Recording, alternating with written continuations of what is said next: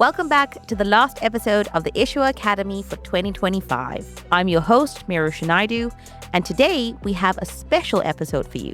Over the past year, our guests have helped us peer into the future of issuing, from how AI will reshape the payments industry to what the next generation of cards will really look like, to the evolving needs of SMEs and regional shifts transforming payments ecosystems across the world. This episode is a curated collection of the standout moments, the bold ideas and sharp insights that shaped future predictions for the world of payments. You'll hear the moments that challenged assumptions and revealed where this industry is really headed. So whether you're building what's next or simply curious about the forces redefining payments, settle in for the very best of the Issuer Academy's future-focused conversations. Let's dive right in. The payments landscape is changing fast, faster than most of us can keep up with. So I wanted to put Paul Truman, former EVP at Mastercard, and Stephen Bowe, our very own CPO at Paymentology, on the spot. I asked them to make their boldest predictions and maybe even what they would bet their badges on. So, looking to the future, Paul, let's fast forward to 2030. What is one prediction you'd bet your badge on for the future of cybersecurity and payments? Depends what the badge is. Is it my Boy Scout badge? I think the payment industry is undergoing seismic shift. There's technology innovation, there's regulatory advances, there's tectonic shifts in you've just seen some big announcements this week of buying and selling and moving companies and issuer focus versus acquirer focus. And that's going. And then at the same time, you've got the consumer and business requiring different things. I think all of that's going to happen. So I think a lot will change. I said, all I want to remain focused on is keep an open mind as to the opportunity. If you see a headwind, work with it because it can help you resolve the problems, and keep an eye on what is the unintended consequences. Because if you do that, you'll have thought of both sides of the equation and the value will come out. Yeah, absolutely. And Stephen, are we still swiping in 2030, or will the card as we know it vanish into the background?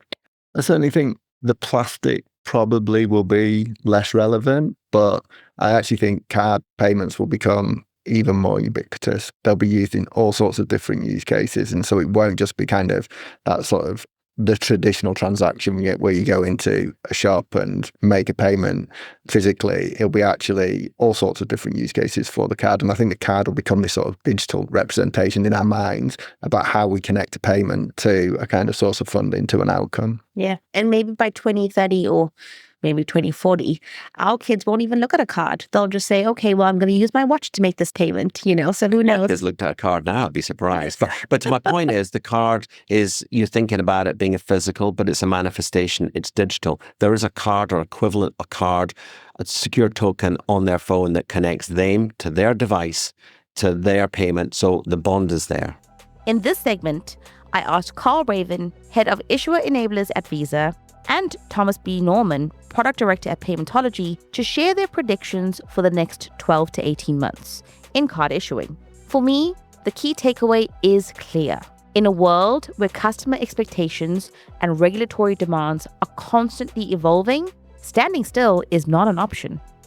With everything changing from user behaviors to regulatory expectations, what's next in the world of issuing? To both of you, what's one unutilized product feature or infrastructure decision that more issuers should be thinking about right now if they want to really stand out? And I would say within the next 12 to 18 months. We've spoken about a lot of different products today. So I would say, you mentioned the Flex card earlier. I mean, we believe that definitely is the direction of the market since we announced flexible credential. So definitely think that will be one. I actually think, I'm answering in a slightly different way. I actually think the ones who don't innovate will be left behind. Agreed. So I think it will be if you don't look at how can you keep up with that innovation, etc., then you'll be left behind, but in a negative way, which is a slightly different take of the question. So apologies. No, I think that's fantastic because you're right. It's no longer about loyalty. It's about how the features that you're giving customers access to. Yeah. And if they don't innovate, customers will move. That's the reality. Yeah, exactly. And I think it's very important for everyone to acknowledge that reality. And then you'll stand out but in a not the way that you want to stand out. Exactly. Yeah. You're the what not to do. Exactly. And the bar is constantly moving, right? So what was good enough today is not good enough tomorrow. Yeah. Yeah. Well, let's hope it's not tomorrow. Maybe it's 18 months. Thomas, from you, what do you think underutilized products? Next 12 to 18 months in banking, that's short term, right? I think I'll go with transaction controls. I think it's a very, very strong offering that is heavily underutilized. And again, because of the shift towards tokenization, and we're moving towards a short-term future where basically all cards stored on file or all e-commerce transactions will be tokenized. Mm-hmm. And then when you can do transaction controls on a token level, that essentially means that you can put into the hands of the cardholder a merchant level transaction control or spend limits or spend alerts. So for all parents out there who are frustrated that their kid has bought, green jewels in some game for $4,000, that can actually quite easily be stopped, right? Or you can even, on my Garmin phone, having a nights out with my mates, I can, put a limit, so make sure I don't spend too much. It is possible today, but too few issuers have actually bothered implementing this. To kick off this next section, I wanted to ask Christian Rao, Senior Vice President of Crypto and FinTech Enablement for Mastercard, and Jeff Parker to look into the future with me. What are your predictions for the next 2 to 3 years and beyond? Looking, past 2030, where do you see the industry moving to? What trends do you yourself see being the most relevant? Let me pick one, which is commercial payments. I think a lot of the themes that we discussed implicitly focus on consumer, or explicitly, right? And in examples we cited, refer to consumer to merchant payments. You're using your iPhone at the Marks and Spencer, or you shop at an e-com merchant. And I feel a lot of the innovation and reduction of friction and streamlining that we've seen in the consumer to merchant payments is still due to happen in B2B payments. So businesses paying, getting paid. And I think there I expect and I would hope that a lot of the innovation that we see, and it will be themes we discussed, virtual cards, single-use cards, tokens, digital first solutions, all of these things will definitely change, innovate, and improve B2B payments. That's, if I needed to say one thing, I think that's what I would pick. I fully agree with you. I think we've been asked more for ICCP in the last couple of weeks than any other product. So fully agree with you. And I think there was actually a Mastercard study that said 70% of corporates are underserved globally. And that's a completely believable stat because honestly, we see so many corporates saying we just don't have the right solution. Yeah, and we also see, and I think it actually gets worse in the SME segment. And there are so many statistics for Europe, for the world, how important SMEs are to a vibrant local economy that benefits everyone. There are so many statistics how, the prime sort of reason for these companies going out of business is liquidity, essentially. And by having fit-for-purpose financial services solutions, payment and beyond, right? And payment is a very flexible term in terms of, getting paid, getting a line of credit, and so on and so forth, can really be a strong tailwind for SMEs, and it can make their life so much easier focusing on their core business, whatever that may be. Yeah. And especially since they don't have the capacity to have very, very onerous kind of operational processes. So the easier we can make it for these SMEs to have a seamless card experience or a seamless payments experience, I mean, that's what we should all be striving for. Yeah. So, and I hear that in the sort of the Paymentology family, you have other, you're also looking at the other side of the business where you really focus on how do we drive payment acceptance for SMEs. And I think it's really these sort of the two sides of the coin that for SMEs, how do I pay? How do I manage my liquidity, my capital, and how do I get paid? Getting this solution right, I think it's very important for the segment. I think looking at that entire ecosystem for the SME. So how do they receive funds? How do they get paid out? How do they get funds kind of pre-approved, small lines of credit, that kind of thing? It's so important. And we spoke about data and AI and all these things. And I think if you help processing payments for SMEs, it will give you such a rich data set to help them, with the right financial services at the right point in their development. Also, pricing a risk premium correctly and so on and so forth. So I think there's a lot of innovation that we will see in this part of the industry. I love that. That is exactly what we were looking for. That insight is so valuable. Jeff, over to you. What are your predictions? Look, so I think the SME piece is clearly a massive underserved market. I think we haven't touched on yet, but I think the cross-border component for SMEs is super interesting. It's a world I'm familiar with from previous kind of experience, and I think there's still lots of improvements to be done to simplify that.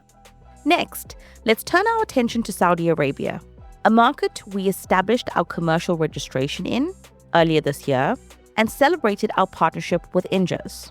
In this segment, Berche Arslan, Vice President, Fintech, Business Development in EEMEA at Mastercard, and Jeff Parker share their insights on the trends shaping the region.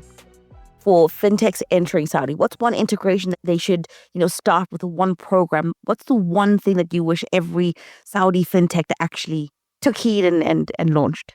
Well, so I think, I'm quite interested in the global trends as well that are taking place. So over the past few years, we've been hearing a lot about crypto and about stablecoin now, which is the common theme across a lot of the events. But also now we're seeing more and more agentic commerce. And I think that's going to be playing a really big role in the next few years. And so when I think about the future, I would say that the fintechs should start to look at other parts of the world, see what's been, growing in those markets as well, and really start to embed some of those solutions as part of their consumer journey as well. And, I don't think Saudi necessarily has to follow, but I think they can actually be the leader in some of this as well. Absolutely. So let's not try to, remake the wheel. Let's take what we have, learn from it, and grow.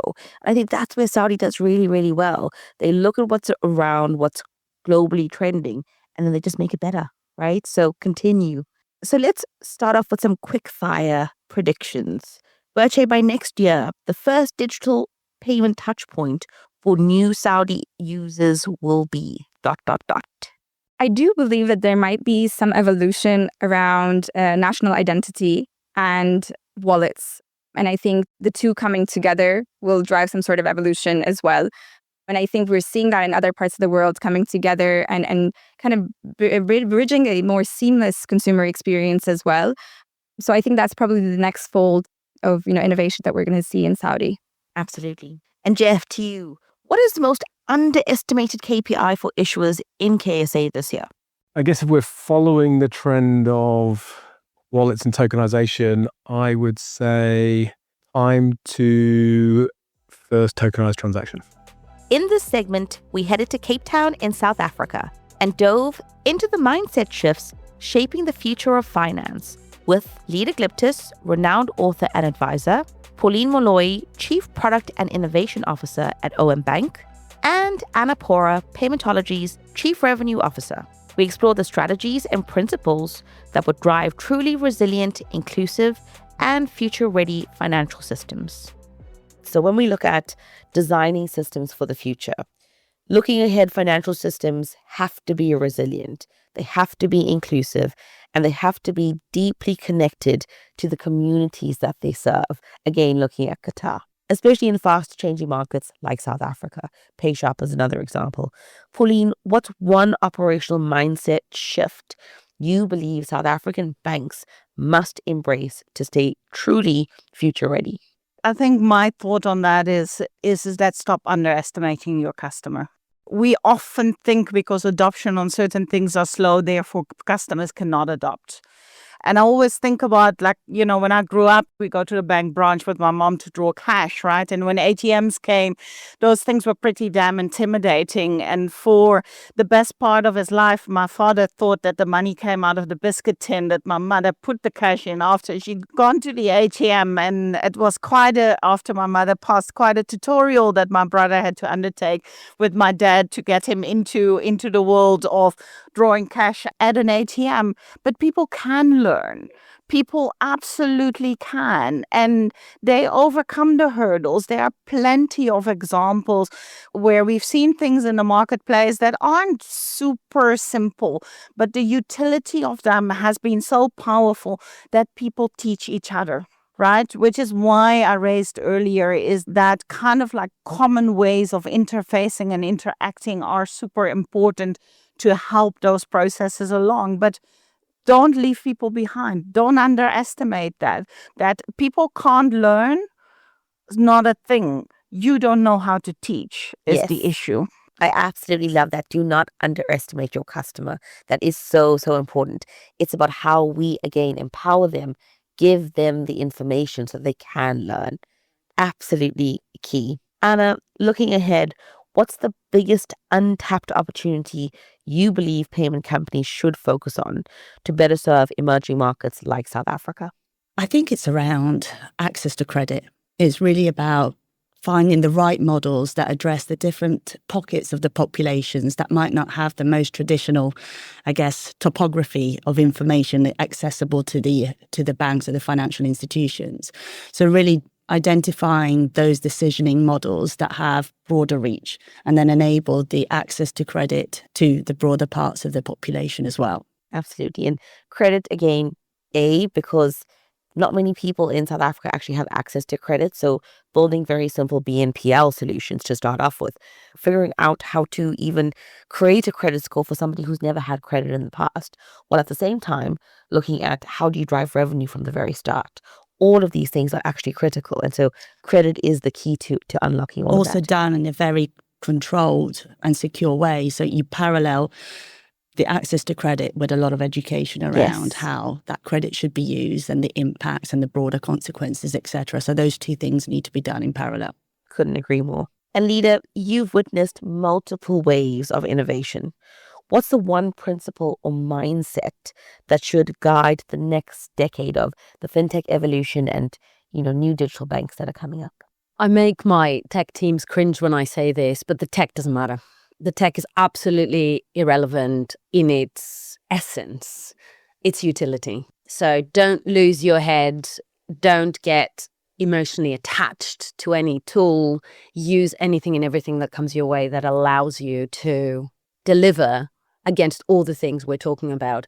That means several things. It means that if you are partnering with someone who starts describing their solution, starting with their tech choice, run, because they will not be able to evergreen that choice. They will be too emotionally attached to a particular posture. But it also means that your mission and your commitment to delivering for your clients in a particular vertical are the only things in your business that won't change. Every technical component, every technology choice should be swappable outable. New word. Swappable outable. I'm going to quote that. I have to do it slowly. Nothing is essential other than what you're using it for. And it's a massive mindset change, particularly because of the way we've bought technology for such a long time. People have come into the space because they were particularly inspired by a thing. And it was API first for a while, and then it became DLT for a while. And now you're hearing so many people telling you that their solution is AI powered before they tell you what it does. I don't care. What I care about is how it helps me deliver against everything we're talking about. So not being emotionally attached to any particular technology and anticipating 100% that what you need is an evergreen, scalable, resilient stack. And that means that as the world changes, you'll be swapping everything out. And so every decision you make needs to be made on the assumption that your partners will stay if they continue delivering for you, but the components and how they talk to each other won't be there for long. Yeah. That changes the way you operationalize everything. It has to be a constant evolution. That change beneath the change needs to be happening continuously as you grow and as you scale. Couldn't have said it better myself. Next, I asked Adam Battersby, partner at Apis Partners, and Joy McKnight, award-winning journalist, to look ahead at the next 5 years of inclusive finance. We explored how AI, digital ID, and open finance could fundamentally transform access to financial services. And I wanted to hear from them which innovations will really make a difference in democratizing finance globally. Looking forward, the next wave of inclusion could come from entirely new tools like AI, digital ID, which we've spoken about, or tokenization. Adam, if you had to pick one kind of investment that will have the biggest impact on inclusion globally over the next 5 years, what would it be? I think when we take that much of a step back and look that far forward, it has to be AI. AI has that potential to lower the cost to serve. One of the hottest topics we probably discussed in this discussion, but it goes much more than that. It can onboard people faster, cheaper. It can automate that process of customer verification we're discussing. It can help with the credit underwriting using data and the AI models to extend that credit responsibly is the important aspect of that. But to those people that you were just discussing without those traditional histories, on the customer service side, so once you've got that customer, you then need to maintain them, how you lower the cost to support them.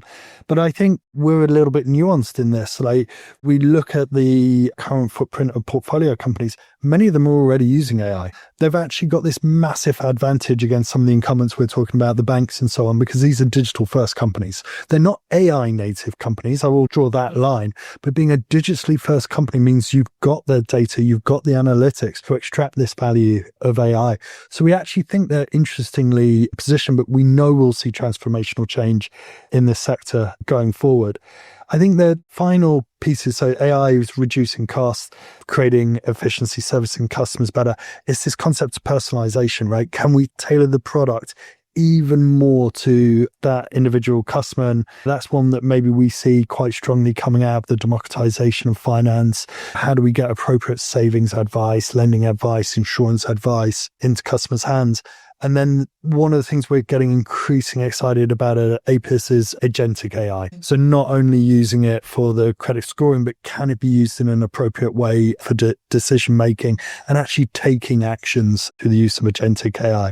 So I think when you package that all together, there will be exciting new companies. There will be exciting existing fintechs that are able to leverage this quicker. And maybe I'll be wrong. Maybe there'll be some incumbents that actually find ways to adopt AI to transform their business models as well. Absolutely. I think we're seeing AI, like we've been saying, changing the game in lots of different areas. And I think the players who are doing really well, like you just said, are the companies who are already digital first. They have been investing in data. They do have data lakes. Now it's about saying, okay, how do I extract the right data, the right insight, right? And so you're absolutely spot on.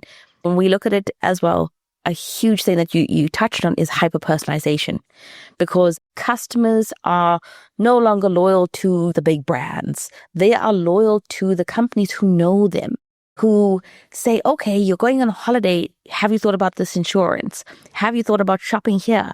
There's a discount at this retailer. It's really about hyper-personalization and, again, being proactive and thinking about what comes next for the customer. So absolutely key. And I'm so excited that you guys are focusing on that, because that's the kind of thing that I need. I mean, we just spent a lot of time thinking 5 years, 10 years ahead, because that's the investment timeline. We publish a lot of white papers, and it's really interesting how we pick these themes. Then we deploy the capital, and then we try and think, what's the next 5 years, 10 years ahead? Incredible. And Joy, same question for you. What trend or technology do you think will most deepen the democratization of finance? Well, I do agree about AI, obviously. AI is going to change the world, right? I was on this panel, but the question posed was sort of like, oh, when we have agentic AI, then everyone will be smarter.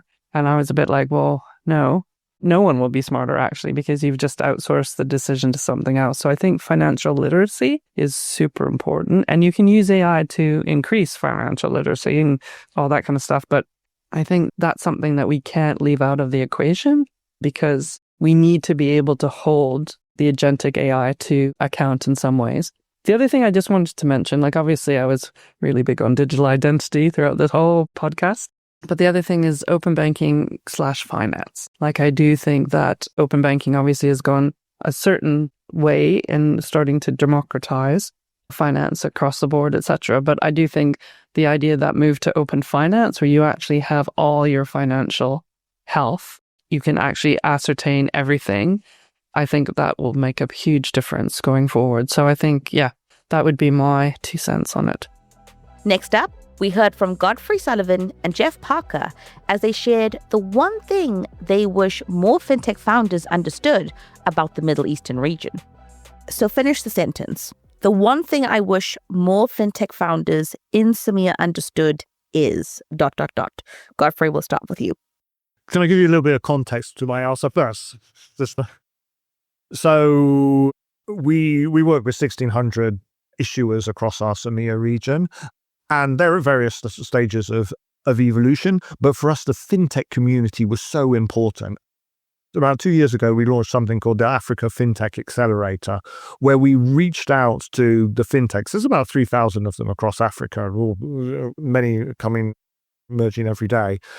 Because what we were finding was you had entrepreneurs with incredible ideas, incredible energy, but just not really a very deep understanding of risk management or compliance or how to engage with a payment network. And so we've set up this program where each 6 months we mentor 20 of these fintechs to teach them about payments and help those businesses accelerate, because they're really important parts of the ecosystem. I think one of the biggest challenges across the region is one of scale.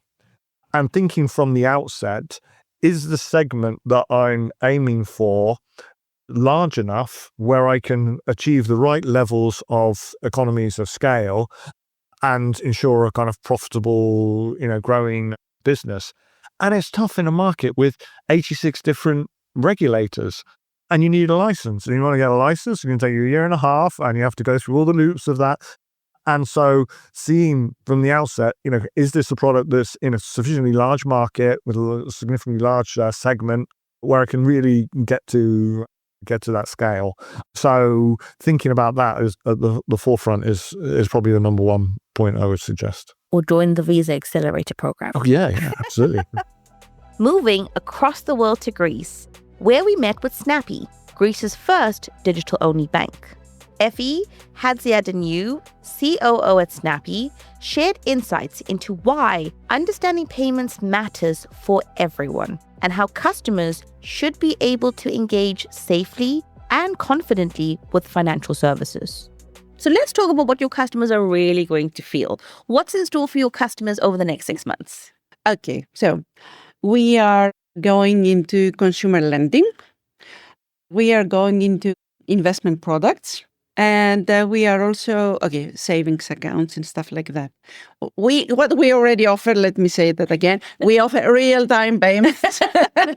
We actually offer all the array, let's say, of payments, credit transfers, direct debits, whatever, card payments, of course, and also buy now, pay later, which is something a bit new. And it's not so new in Greece because there is a company that offers that already.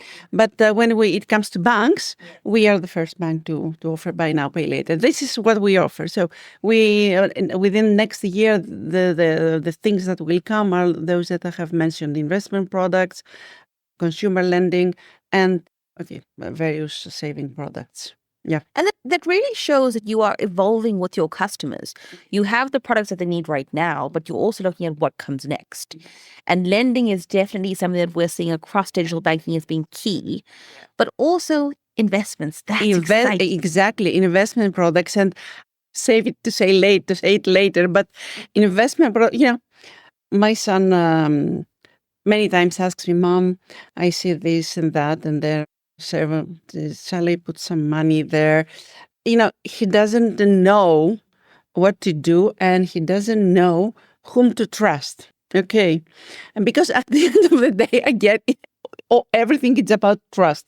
So what we will do as Snappi, we will try. I don't want to say too many things right now, because we could have another podcast for that reason. Yes.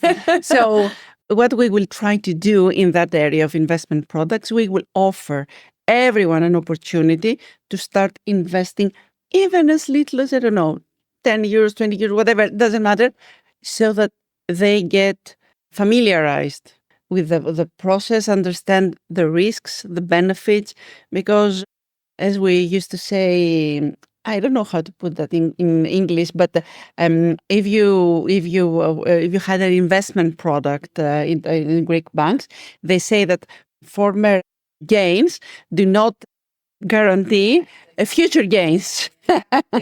That is something that not many people understand. Yes. It's so true. It's so true. That's so true. Yeah. But it's also looking at how you, again, broadening financial literacy, because now it's like financial literacy. Okay, I had left that said later, but you are teasing me a lot. Yes, exactly. So we've spoken a lot about financial literacy. So I don't know if you have noticed the initials WTF. WTF does not mean what you have in mind. Okay? It means what the finance. Okay, so one of the core values of Snappi, and not only values, but target, I would say, is on the financial literacy space. Because as we've said, younger generations believe that because they handle well their social media profiles or whatever, they're financially literate. The other day, I was telling Julia this morning, a friend called me about a friend of hers, and she told me he got hacked. And she said, but how did this happen? He's a smart guy. He has a university degree, he has a master's degree. That does not mean having degrees, having PhDs does not help. It doesn't. So financial literacy is something that across Europe is something that it really hurts. So this is a very basic concept of ours, and we're really dedicating already a lot of time. We are going to universities, we're speaking to students. And this is something that one of the main reasons that we are opening a hub. As you know, we're digital only, so we don't have any physical presence.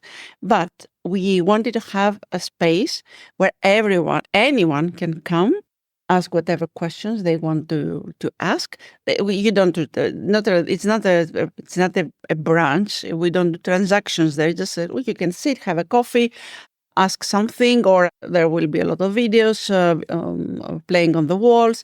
But also that we are going to have many events. We will call university professors, authors, other people. Yeah. As we say in Greek, I'm going to tie this. I'll help you. Yeah. And the goal will be to increase the financial literacy of Greeks.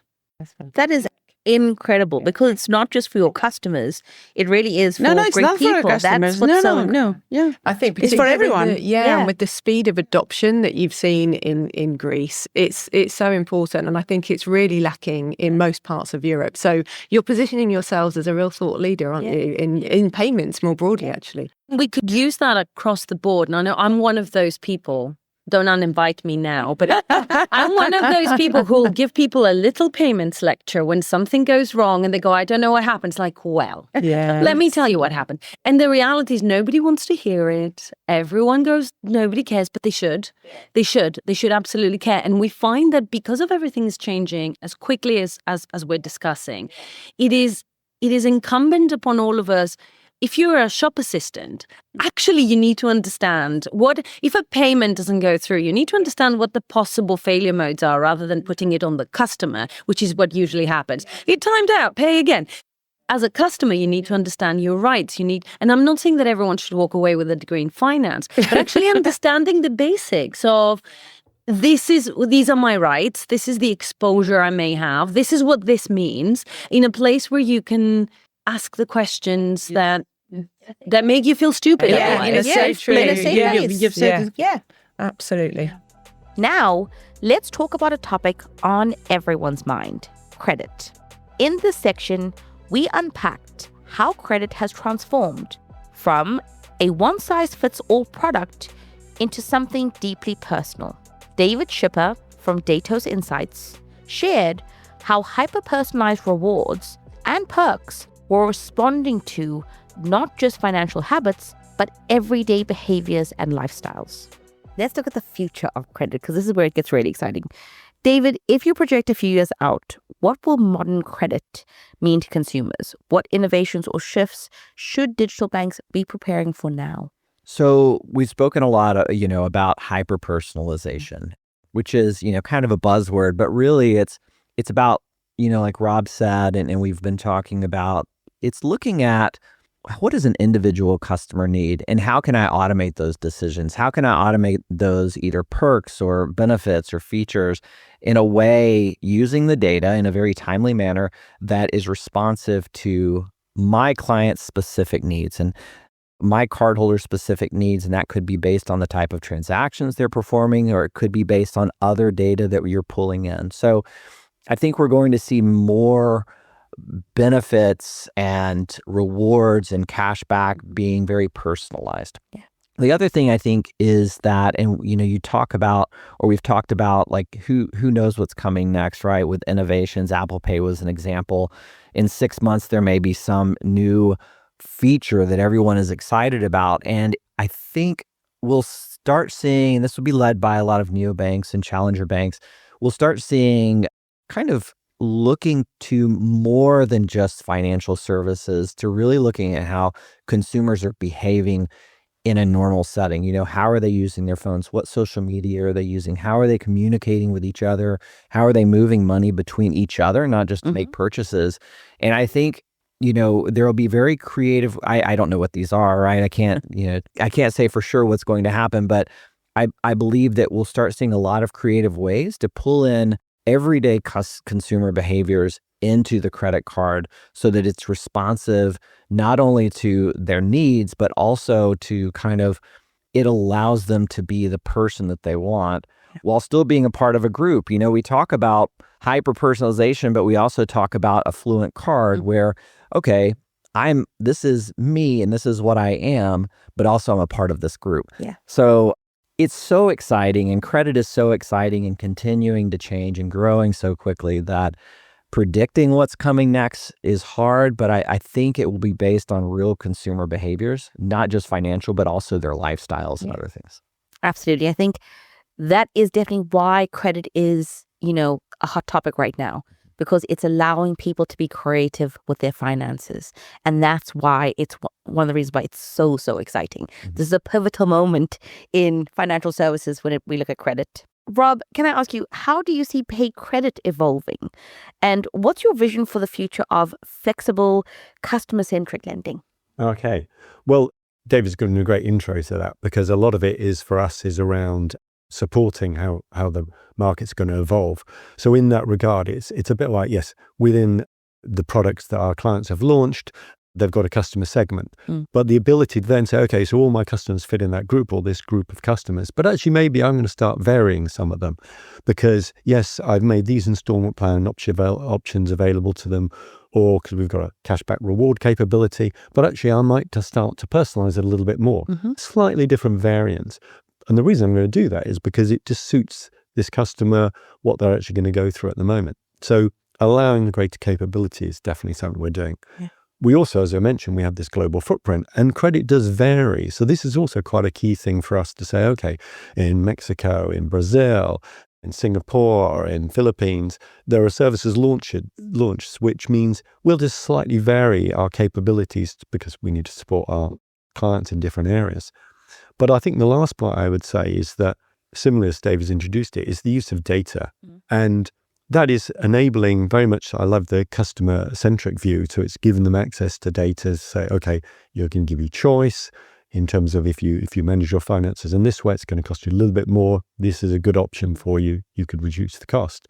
But also enabling our clients to make better decisions. Because ultimately, they are running their businesses and they have their customer segments. So the more data we can provide to them to help them decide, actually, maybe this would be a good feature to launch. Oh, I've tried this feature and actually this isn't so good. Allowing them to amend it over time to suit as the market evolves is a definite key thing for us. Absolutely. In the access to data analytics.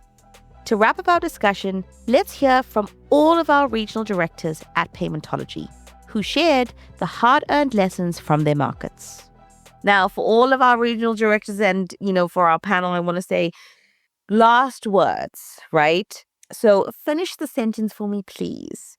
To win in my region, the one thing fintechs and digital banks must understand about card programs is ... Now I'm going to start with you. So you have to design with intent, build with compliance, and localize with respect. Love it. Nacho? Yeah, I think you must understand from a card program is you're not issuing a card, a plastic, you're actually issuing an experience. So I think that the card is not a product, but it's really a conversation 24/7 with your client. And I think it's very important to understand that. Absolutely. Julie? Yeah, so I think a differentiated customer experience that really targets your customer segments. Yes. My two were at the beginning of their digital banking journey. And I asked them, why did you select that digital bank? And they said, saving costs, instant transfers to friends, bar bills, strip bills, etc. And so I think delivering features and functionality that really do address your target market, very key. Absolutely. Mena, over to you. I think that they said it all. So I would want to add in that, so now, so like for them, to have a successful card program and, fintech want to do a lot of things, right? So to select the right technology partner so that work with them to develop their product to provide those experience so that you can focus on your core business. Yeah, absolutely. When to find the right technology partner, when to build, when to buy, when to partner. Absolutely key decisions that banks and fintechs need to make upfront. Critical. Alejandro? Everybody said pretty much everything, except I think working with a regulator doesn't mean going back. It means actually that the regulators are looking after what is going out there and they're taking care of our end users. Absolutely. And again, in LAC, we're seeing the Argentinian regulators do just that. Yeah. Focus on what does the customer need? Let's pivot. Let's change. Let's meet the market where there's a need. Fantastic. Thanks so much for listening this year. We've loved sharing these insights and conversations with you. And we can't wait to bring you even more in the year ahead. Happy holidays and catch you next year on the Issue Academy.